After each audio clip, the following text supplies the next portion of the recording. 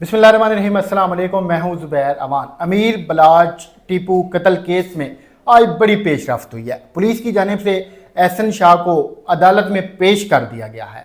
अब तीफी भट्ट साहब ने भी अपने इंटरव्यू में कहा है कि वो अपने आप को पुलिस के हवाले भी करेंगे और इन सारी चीज़ों का सामना भी करेंगे। इस वक्त सीनियर जर्नलिस्ट तजिया निगार खुर्रम पाशा साहब मेरे साथ मौजूद हैं। आपने पहले इनके बहुत सारे इंटरव्यूज़ देखे हैं, आपने इनके तजियात भी सुने हैं, तो सर बहुत शुक्रिया आपका, आपने टाइम दिया। इस वक्त केस को आप कहाँ पे देख रहे हैं? पुलिस कहाँ पे खड़ी है? जो मुल्ज़मान है वो कहाँ पे खड़े हैं? इसमें तफ्तीश का अमल तो तकरीबन मुकम्मल हो चुका हुआ है। वो तो काफ़ी दिन से चल रहा था। आज पहला स्टेप उठाया और इसे आप बारिश का पहला कतरा करार दे सकते हैं कि जिसमें एहसन शाह की गुज़श्ता रात गिरफ़्तारी डाली गई। आज उसको पेश किया गया, 5 रोज़ का रिमांड लिया गया। अब आहिस्ता आहिस्ता दीगर मुल्ज़मान की भी गिरफ़्तारी डाली जाएगी और उन्हें भी अदालत में पेश किया जाएगा। लेकिन इस केस का असल हल तो उस वक्त निकलेगा जब मरकज़ी किरदार सामने आएंगे। जिस तरह तीफी भट्ट का एक इंटरव्यू सामने आया, उसमें उन्होंने अपना मौक़िफ़ दिया। अच्छी बात है, मौक़िफ़ देना चाहिए, उनका हक बनता है। लेकिन जब तक वो आके कानून का सामना नहीं करते, वो अपने आप को बेगुनाह साबित नहीं करते, तब तक वो सब हर किसी की नज़र में वो एक मरकज़ी किरदार है और मरकज़ी मुल्ज़म। अच्छा सर, चूँकि ख़ानदानी दुश्मनी का मामला है, कत्ल का मामला है, तो आपको लगता है कि तीफी भट्ट साहब आएंगे? क्योंकि ज़ाहिर बात है उनके लिए भी ख़तरा है, उनकी जान के लिए भी ख़तरा है। देखिए, एक ना एक दिन तो उनको इस सारे प्रोसीजर से गुजरना है। अब उसकी 3 सूरत हाल बनती है। नंबर 1, पुलिस गिरफ्तार करके ले आए। नंबर 2, वो खुद रजा कराना तौर पे गिरफ्तारी दे दें। नंबर 3, वो इंटरम करा के अपने आप को शामिल तफ्तीश करा लें।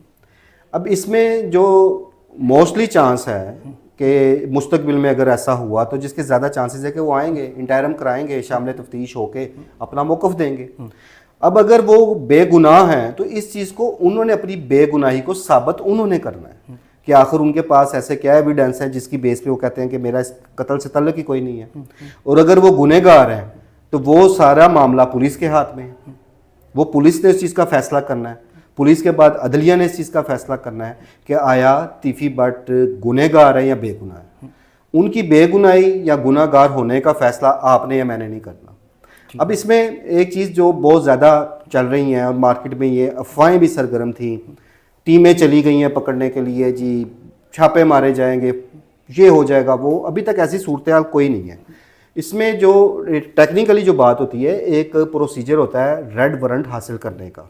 पुलिस ने वो रेड वारंट हासिल करने का एक प्रोसीजर कंप्लीट करके अपनी रिपोर्ट उस फारशात होती हैं जो वजारत दाखिला को भेजी जाती हैं, वहाँ से रेड वारंट जारी करने का फिर एक सिलसिला शुरू होता है। रेड वारंट जारी होने के बाद इंटरपोल से रब्ता किया जाता है। अब इसमें एक चीज़ ये बहुत अहम है कि पाकिस्तान का कई ऐसे ममालिक हैं जिनके साथ इंटरपोल या कह लें मुल्ज़मान की हवालगी का एग्रीमेंट ही नहीं है। अब अगर तीफी भट्ट किसी ऐसे मुल्क में जाके बैठ जाते हैं कि जहाँ पाकिस्तान का उनके साथ ऐसा एग्रीमेंट नहीं, तो पुलिस कहाँ से लेके आएगी उन्हें? अगर जिस तरह बातें करते हैं जी दुबई हैं, अगर दुबई हैं फिर मैं भी शायद ले आए वहाँ से। लेकिन जो हालात वाक़यात अगर आप माजी के देखें, ज़रूरी नहीं इस केस के हवाले से, आप ओवरऑल एक सिचुएशन देखें कि जिस वक्त इंटरपोल के ज़रिए लोगों को बड़ी तेज़ी से लाने का एक सिलसिला शुरू हुआ था ना, तो बहुत सारे ऐसे लोग कि जो कानून की गिरफ्त से आज़ाद हैं और मतलूब हैं कानून को, वो दुबई छोड़ गए थे। वो ज़रूरी नहीं कि वो इस केस के हवाले से, मैं एक जनरली बात कर रहा हूँ कि बहुत सारे लोग दुबई छोड़ के निकल गए हुए हैं। एक दौर था कि जब दुबई को एक महफूज पनाहगाह समझा जाता था, अब वो हालात नहीं है। अरे सर, बहुत सारे लोग हैं जो कि ये भी कह रहे हैं कि गोगी साहब को पुलिस ने गिरफ़्तार किया हुआ है, मगर अभी तक उनको मंजर आम पे नहीं लाया जा रहा। अब चूँकि माशाल्लाह आप सीनियर जर्नलिस्ट हैं, आपके अंदर भी सोर्स होते हैं, बाहर भी सोर्स होते हैं, आपके जो चिड़ियाँ तोते हैं वो क्या खबर देते हैं कि भट्ट साहब गिरफ़्तार हैं या वो भी अभी गिरफ़्तार नहीं है? पहली तो बात है, हमारे पास चिड़ियाँ तोते नहीं होते, वो सीनियर साफ़ियों के पास होते हैं। हम इतने सीनियर नहीं हैं अभी, और सोर्सेज की रिपोर्ट्स ही होती हैं, ज़ाहिर है। अब वो उन पर भी हमें एकदम सोर्सेज की रिपोर्ट्स पे भी हम डिपेंड नहीं कर सकते। कई ऐसी बातें अभी मेरे पास हैं लेकिन मुझे कन्फर्म नहीं है, मैं क्यों करूं? बहुत सारी इतलात हैं, बहुत सारी चीज़ें हैं, लेकिन चूंकि मुझे उनकी अथेंटिक कंफर्मेशन नहीं है तो मैं ऐसी बात नहीं करूँगा।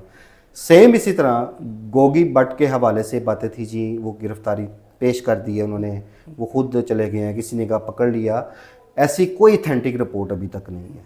और जो हमारे ज़राए हैं वो भी इस चीज़ की तस्दीक नहीं करते कि गोगी भट्ट पुलिस की तहवील में हैं या पकड़ा गया है या पेश हो गए हैं। अभी तक गोगी भट्ट भी मफरूर ही। सर ये दुश्मनी कई सालों से चलती आ रही है, अब आपने नतीजा देख लिया कि एक बंदा जो मुसलसल कह रहा था कि मैंने इससे निकलना है, मैंने सुलह करनी है, मैंने दोस्तियां बनानी है, लेकिन एंड पे उसका अंजाम ये होगा। अब फ्यूचर में आपको क्या लग रहा है कि ये मामलात सुलह की तरफ जाएंगे? ये जो कत्ल व गारत का सिलसिला है, ये जो ख़ानदानी दुश्मनियों का सिलसिला, ये ख़त्म हो जाएगा या इसके अभी चांसेस हैं कि ये चलता रहेगा? नहीं, अभी मुझे फौरी तौर पे तो इसमें ऐसी कोई सिचुएशन नज़र नहीं आ रही। सबसे पहली बात है कि कत्ल व गारत रुकती ही तब है कि जब आपकी सुलह हो जाए, अमन होना चाहिए। सुलह एक बेहतरीन अमल है, होना चाहिए, लेकिन जो हालात अब बन चुके हैं ना उसमें सुलह मुमकिन नहीं है। ये सुलह बलाज की ज़िंदगी में हो सकती थी, बल्कि होने तक पहुंच भी गई भी थी। अब तो तीफी भट्ट ने भी अपने इंटरव्यू में इस चीज़ का एतराफ़ भी किया है कि उनका 1.5 साल तक बलाज के साथ टेलीफोनिक एक रब्ता रहा। और ये बात मैं पहले भी अपने कई इंटरव्यूज़ में कह चुका हूँ कि बलाज और तीफी भट्ट की बराह रास्त टेलीफोन पर बातें होती थी। सर आखिरी सवाल है कि ये जो अंडरवर्ल्ड की दुनिया होती है, इनका वाली वारिस कौन होता है, इनका बाप दादा कौन होता है, इनकी सुलह किसने करवानी होती है ताकि ये फसादात से जान छूटे? देखिए, इसमें सबसे अहम रोल जो एक हमारी स्टेट का है, स्टेट को इसमें अपना किरदार अदा करना चाहिए। पुलिस अफसरान जिन्हें अल्लाह पाक ने इख्तियार दिया हुआ है, और कुछ ऐसे अफसरान आज भी मौजूद हैं जो ये अमल कर सकते हैं। फिर होता क्या है कि जब लड़ाई झगड़ा होता है तो जो इख्तलाफात होते हैं जो दो ग्रुपों में, फिर दरमियान में कुछ मुश्तरका दोस्त भी होते हैं कि जो चाहते हैं अमन हो। लेकिन बदकिस्मती से माजी में भी किसी ने ऐसी कोशिशें सिंसियरली ना की, कुछ लोगों ने की, जिसकी वजह से मैंने कहा है कि माजी में इनकी सुलह होते होते रह गई थी। वो अगर बलाज वाली फायरिंग का वाक़या ना होता, जो गोगी भट्ट और तीफी भट्ट के घर फायरिंग हुई थी, तो शायद सिनेरियो चेंज हो जाता। वो वहाँ पे सुलह की कोशिश दम तोड़ गई थी। गो के उसके बावजूद भी जो इन दोनों घराने के मुखलस दोस्त थे वो चाहते थे कि सुलह हो, अमन हो, ये दुश्मनी की आग मज़ीद ना चले। लेकिन इन सारे एलिमेंट्स में कई इंतशारी लोग थे जो दोनों ग्रुपों में हैं, जो उस ग्रुप में भी थे, जो इस ग्रुप में भी हैं। जैसे अब एक करैक्टर सामने आया एहसन शाह, कुछ सोच सकता था, कुछ तसव्वुर कर सकता था कि जो बलाज का सबसे क्लोज दोस्त है, जिसे वो भाई कहता है, दोस्त ही भाई कहता है, वो इस किस्म की हरकत करेगा। अब हरकत तो यही है ना कि उसने इसकी इन्फॉर्मेशन वहाँ पे उनको पहुँचाता रहा, जो इल्ज़ाम अब तक उस पर आया है। उसके बाद अब ये कहा जाना कि जी एहसन शाह को प्लांट किया गया है ताकि असल मुल्ज़मान से तवज्जो हटा दी जाए, ऐसी बात नहीं है। हर मुल्ज़म का अपना अपना एक रोल है। अभी भी जो लोग पुलिस की हिरासत में हैं, पुलिस उनके किरदारों का तयन कर रही है, किसका क्या रोल था, किसने क्या किया, क्योंकि ये जो इतना बड़ा वाक़या हुआ है ये फ़र्द वाहिद का काम नहीं था। इसमें एक पूरी चेन थी, एक पूरी टीम काम कर रही थी, एक पूरा नेटवर्क चल रहा था। तब जाके, क्योंकि बलाज का भी जो टारगेट था वो इतना आसान तो नहीं था, लेकिन उन्होंने टारगेट को, एक मुश्किल टारगेट को अचीव कर लिया। बिल्कुल सर, बहुत शुक्रिया आपके कीमती टाइम का। इस केस में मज़ीद जैसे कोई अपडेट आती है हम उससे भी आपको आगाह करेंगे।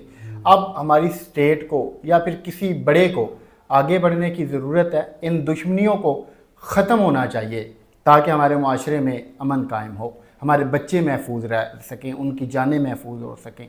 तो ये थी आज की वीडियो। अल्लाह पाक आपके, हमारे, हम सब के हाल पे रहम फरमाए। अल्लाह हाफ़िज़।